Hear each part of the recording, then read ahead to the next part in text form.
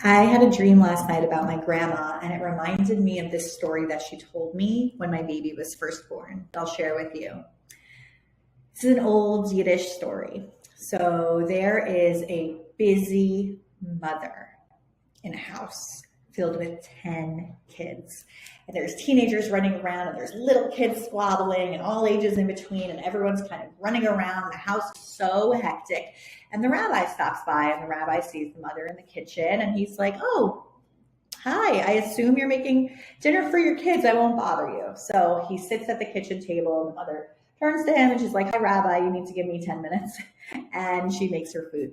And she's making food, and she's making this gorgeous chicken, and she's making these potatoes, and she's making these vegetables. And the rabbi's kind of observing the scene, and the kids are all over, and the rabbi's thinking, wow, what a nice dinner these kids are getting. And she makes all this food, and she takes a piece of chicken from the pan, and she takes some potatoes from the oven, and she takes some of the vegetables and puts it on a plate, puts a little sprig of parsley on top, makes it beautiful, takes the plate to the kitchen table, sits down, takes a breath over the food, says a prayer to herself, and starts eating.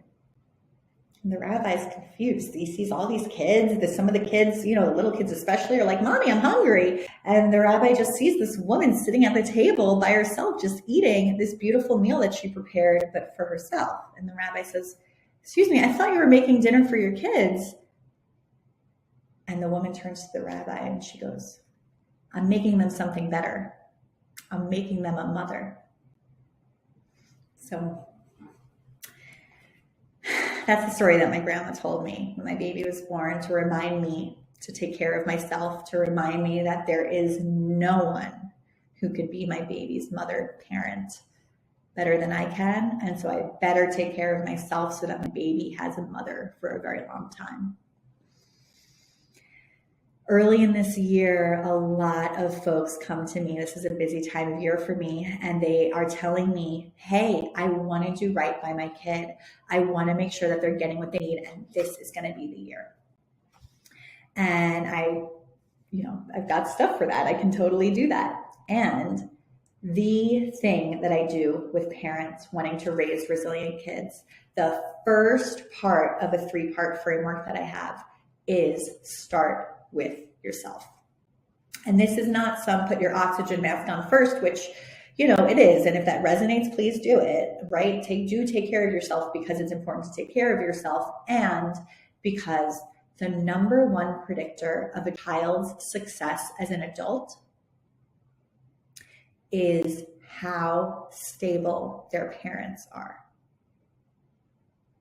The number one predictor of a child's success is the stability of the adults around them.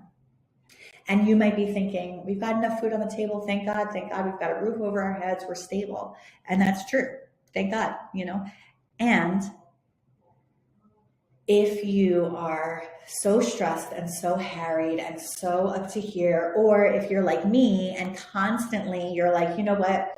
I was going to drink this water, but you need my help. Okay, let me just go help you quickly, and then I'll come back to the water," and the water sits there on the counter, right? Or if you're like me and you're like, "I see that you really need me. Let me actually wait. I'm stronger than you. I'm stronger than this. I can wait, and I'm going to take care of you first," right? That's my tendency, and that's why I work with folks on this, right? We heal the parts in others that we need to heal in ourselves. And then what I want to tell you is that the best gift you can give your kids is a parent who is attuned and with them and able to tap into what they're thinking. Not only because of that, but because kids think that whatever a parent's behavior is because of them. So the best thing we can do is an attunement to them, and that requires calm. So I'll give you this. I invite you to check your basic 5 today. Are you drinking enough water? Are you sleeping? Are you moving? Are you eating? And are you breathing? These are things that your body needs, and I invite you to invite them in today. And we'll end here with a breath so you can check that off your list. Put your hands on your belly and your hand on your chest, and breathe in through your belly, into your chest, and slowly out.